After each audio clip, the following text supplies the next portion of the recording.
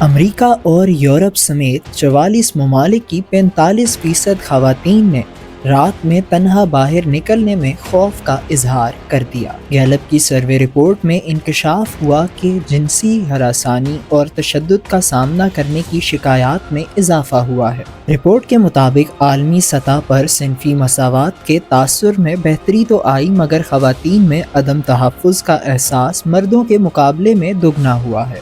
Report کے مطابق عالمی سطح پر رات کو باہر نکلنے میں خوف کا اظہار 26% مردوں نے کیا، جبکہ خواتین میں یہ شرح 45% رہی۔